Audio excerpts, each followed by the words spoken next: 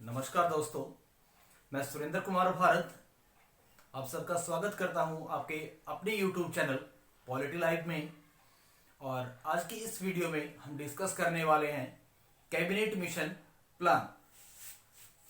अब देखिए, पहला ही क्वेश्चन ये बनता है कि कैबिनेट मिशन प्लान जो था वो किस ईयर में लाया गया, या कौन सा ऐसा साल था जिसमें कैबिनेट मिशन जो था वो आया। तो ईयर होगा 1946। अब देखिए, ये जो आयोग था ब्रिटिश गवर्नमेंट के द्वारा इसे भारत में भेजा गया, और सिर्फ उसका जो मेन एम रखा गया वो था कि भारत में संविधान सभा है उसकी स्थापना करना, और इसके साथ साथ भारत का विभाजन करना। तो इसको पढ़ते हैं डीपली। पहले ही अगर हम पॉइंट पे नजर डालें तो ब्रिटिश संसद की ओर से 24 मार्च 1940 को कैबिनेट मिशन दिल्ली आया। अब ब्रिटिश गवर्नमेंट के द्वारा एक आयोग भारत भेजा गया। किस डेट को? ऑन द डेट ऑफ 24 मार्च 1946। इस डेट को कैबिनेट मिशन को भारत भेजा गया, और भारत में भी कहां पे? दिल्ली पे, या दिल्ली में इसको भेजा गया। अब देखिए, जब इस आयोग को भारत भेजा गया तो इसमें कुल 3 सदस्य थे। एक अध्यक्ष था इसका, जिसको हेड कहा जाता है या फिर अध्यक्ष कहा जाता है, और 2 जो थे वो उसके सबऑर्डिनेट थे जो उसकी सहायता के लिए बनाए गए थे। तो देखिए, टोटल जो सदस्य थे वो कुल 3 सदस्य थे। मैं अंडरलाइन कर रहा हूं, कुछ इंपॉर्टेंट चीजें हैं उनको। कुल 3 सदस्य थे। जो हेड थे वो थे Lord Patrick Lawrence. Lord Patrick Lawrence जो थे वो थे अध्यक्ष। इसके साथ साथ एस सर स्टैटफोर्ड क्रिप्स जो थे वो इसके मेंबर्स थे, और A.V. अलेक्जेंडर ये भी इसके सदस्य थे। मींस कुल 3 सदस्यों के साथ ये कमीशन भारत आया। अब देखिए, जब ये कमीशन भारत आया तो आने के बाद में इसने काम करना शुरू किया, और जब इसका काम कंप्लीट हो गया तो इसने पूरी एक रिपोर्ट बनाई। रिपोर्ट मीन्स क्या क्या इनको लगा कि भारत में कैसी संविधान सभा होनी चाहिए, किस किस तरीके से उसका चुनाव किया जा सकता है, क्या उनको अधिकार दिए जाएंगे। इन सब बातों को लेकर उसने क्या किया, अपनी एक रिपोर्ट पेश की।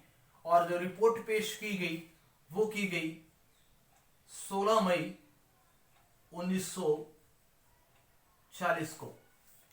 डेट बहुत इंपॉर्टेंट है जो मैं सर्किल कर रहा हूं। कब रिपोर्ट पेश की गई? 16 मई 1940 को। और इसका जो मेन एम था, मेन उद्देश्य था कि भारत क्यों आया। तो पहला उद्देश्य है कि भारत के लिए एक संविधान सभा की संरचना करना। किसकी? एक संविधान सभा की संरचना करना। और दूसरा, भारत का विभाजन करना। इन 2 मुख्य उद्देश्यों के लिए जो कैबिनेट मिशन था उसे भारत भेजा गया। अब देखिए, इसकी रिपोर्ट के बाद में इसने जो सुझाव दिए उन सुझावों को मान लिया गया, और इन्हीं सुझावों के तहत क्या किया गया, भारत में जो संविधान सभा थी उसके चुनाव हेतु इलेक्शन करवाए गए। अब देखिए, संविधान सभा का निर्माण अब इसी की रिपोर्ट के बेस के ऊपर भारत में क्या किया गया, जो संविधान सभा थी उसको बनाया गया। और संविधान सभा में कुल 389 सदस्य थे। कितने सदस्य थे? 389 सदस्यों को रखा गया। अब देखिए, अगर हम 389 सदस्यों की बात करें तो उनकी इलेक्शन को लेकर क्या क्या टर्म एंड कंडीशन अप्लाई की गई, कौन सी चीजों को देखा गया। तो सबसे पहली जो कंडीशन रखी गई कि 10 लाख लोगों पर एक प्रतिनिधि को चुना जाएगा। मींस कि जिस एरिया में 10 लाख पॉपुलेशन कंप्लीट हो जाएगी वहां से एक सदस्य को एक प्रतिनिधि के रूप में, उम्मीदवार के रूप में चुनकर भेजा जाएगा। और उसी तरीके से इंडिया में टोटल 389 सदस्यों को चुने जाने की बात की गई। अब 389 जो सदस्य थे उन्हें 4 अलग अलग कैटेगरी में डिवाइड किया गया। कितनी कैटेगरी में? 4 कैटेगरी में। ये जरूर याद रख लेंगे आप। पहली जो कैटेगरी बनाई गई वो बनाई गई प्रांतीय विधान मंडलों से निर्वाचित सदस्य। कहां से? प्रांतीय विधान मंडलों से निर्वाचित सदस्य। इन सदस्यों की जो संख्या थी वो 292 थी। 292 सदस्यों को, कितने सदस्यों को? 292 सदस्यों को चुना जाना था बाय दी पीपल। इसके साथ साथ अगर दूसरी कैटेगरी की बात करें तो देसी जो रियासतें थी, प्रिंसली जो स्टेट्स थे, उनसे कुल 93 सदस्यों को मनोनीत करने की बात की गई। मीन्स जो भी राजा होंगे उनको भी क्या किया जाएगा? मनोनीत किया जाएगा। राजाओं का इलेक्शन नहीं होगा। बहुत बार एग्जाम में ये पूछा जाता है कि संविधान सभा के लिए जो प्रिंसली स्टेट्स थे या जो रजवाड़े थे उनसे राजाओं का मनोनयन किया गया या फिर उनका इलेक्शन करवाया गया। तो बहुत बार कंफ्यूजन रहता है इस बात को लेकर कि उनका इलेक्शन हुआ था, बट उनका इलेक्शन नहीं हुआ था। उनको मनोनीत किया गया था, उनको चुना नहीं गया था। थर्ड की अगर बात करें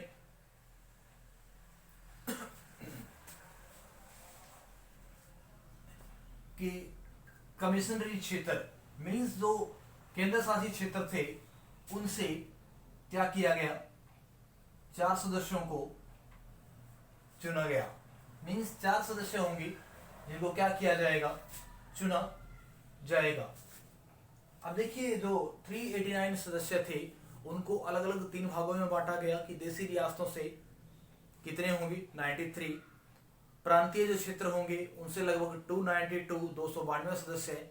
और इसके साथ साथ जो यूटी जो क्षेत्र होंगे, केंद्र शासित जो क्षेत्र होंगे, वहां से कुल 4 सदस्यों को चुना जाएगा। और ये 4 सदस्य जो होंगे, आप अगर उन्हें याद रखना चाहें तो जस्ट सिर्फ आपको ABCD को याद करना होगा।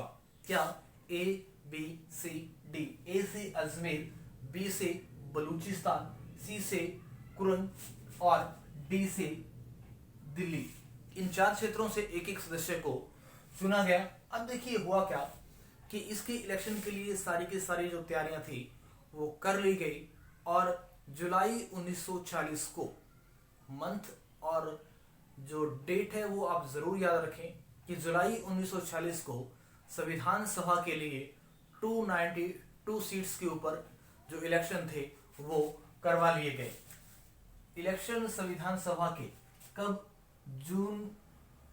जुलाई 1940 वो करवाए गए। कितनी सीटों पे? 296 सीटों के ऊपर इलेक्शन करवाए गए। 292 सीटें कौन सी? जो प्रांतीय विधानमंडल की थी, प्लस जो कमिश्नरी क्षेत्र थी, ये 4 जो क्षेत्र थे ABCD, इनको अगर ऐड कर दिया जाए तो इनकी संख्या जो कुल बनती है वो बनती है 296। मीन्स 292 प्लस कमिश्नरी क्षेत्र जो 4 थे, चाहे अजमेर की बात करें, बलूचिस्तान की बात करें, कुरन की बात करें या दिल्ली की बात करें, तो उनसे एक एक सदस्य को चुना जाना था। तो उनकी जो टोटल संख्या हुई वो हुई 296। अब देखिए इलेक्शन हुए और इलेक्शन के बाद जब रिजल्ट सामने आए तो रिजल्ट जो थे वो कांग्रेस को बहुत खुश करने वाले थे। और जो दूसरी पार्टियां थी, चाहे हम मुस्लिम लीग की बात करें या कम्युनिस्ट पार्टी की बात करें, उनके लिए निराशा भरे थे, क्योंकि जितनी सीट्स की उन्होंने उम्मीद की थी उतनी सीट्स वो नहीं जीत पाए।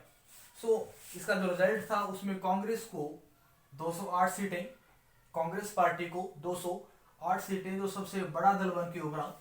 इसके बाद में मुस्लिम लीग को 73 सीट्स। मुस्लिम लीग को कितनी सीटें? 73 सीटें।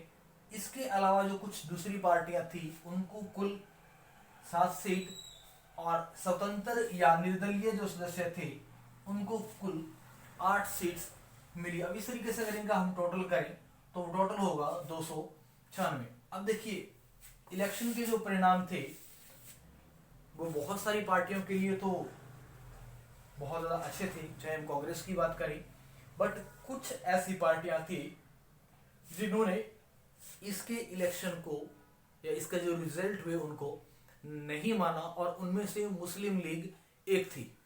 मुस्लिम लीग ने क्या किया, इसके जो परिणाम निकले उनको मानने से मना कर दिया और उन्होंने वॉकआउट कर दिया, बहिष्कार कर दिया किसका, संविधान सभा का।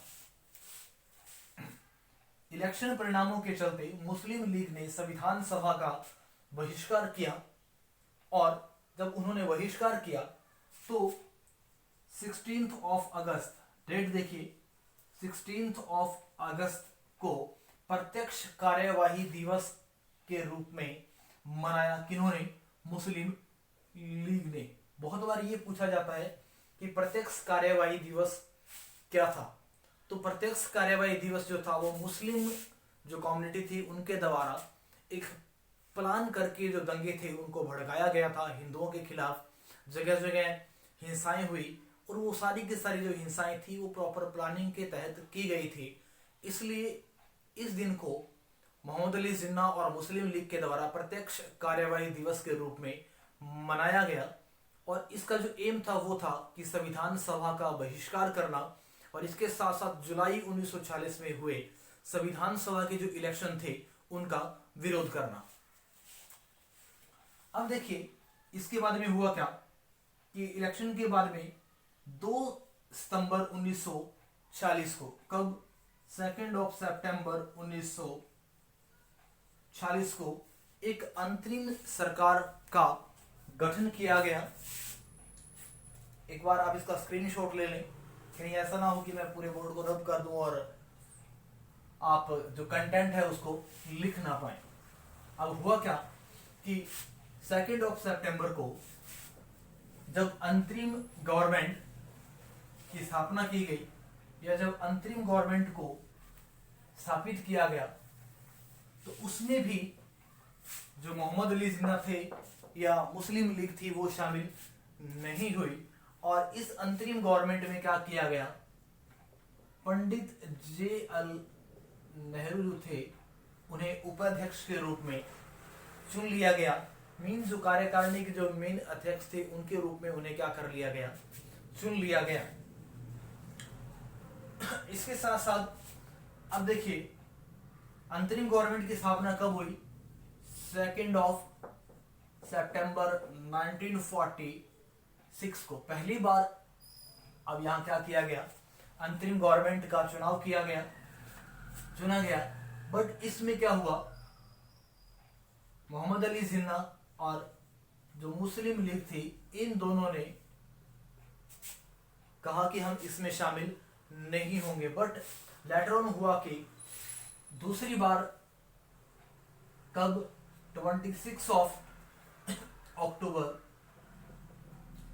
1946 को सेकेंड टाइम जब फिर से अंतरिम गवर्नमेंट को चुना गया, फिर से जब अंतरिम गवर्नमेंट को चुना गया तो मुस्लिम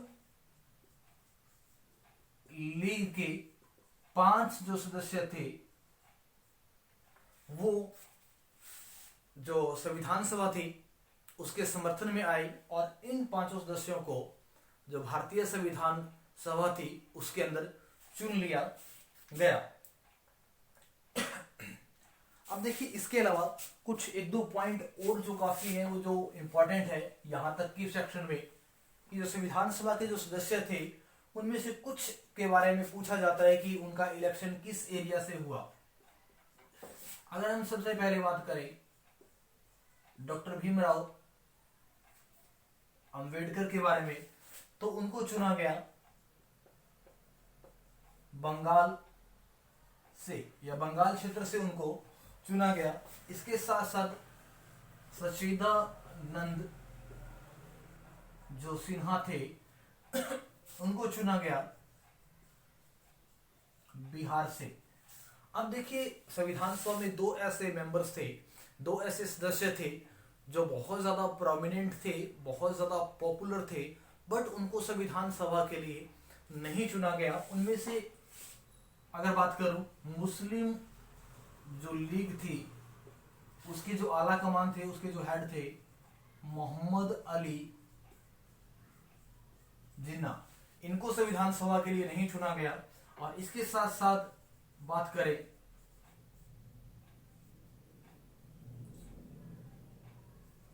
एम गांधी या महात्मा गांधी जी की, तो उनको भी संविधान सभा के लिए नहीं चुना गया। तो आज हमने डिस्कस किया संविधान सभा के बनने को लेकर कि किस किस तरीके से कैबिनेट प्लान के अकॉर्डिंग इलेक्शन हुए और संविधान सभा को बनाया गया। क्योंकि गर्मी बहुत ज़्यादा है और लंबी वीडियोस बनाना बड़ा मुश्किल होता है, सारी चीज़ें फैन वगैरह ऑफ करके, ताकि जो ऑडियो है उसकी क्लैरिटी बनी रहे। सो उम्मीद करूँगा कि आज की वीडियो आप लोगों को पसंद आई होगी। मेरे यूट्यूब चैनल को लाइक करना, शेयर करना और सब्सक्राइब करना ना भूलें। जय हिंद, जय भारत।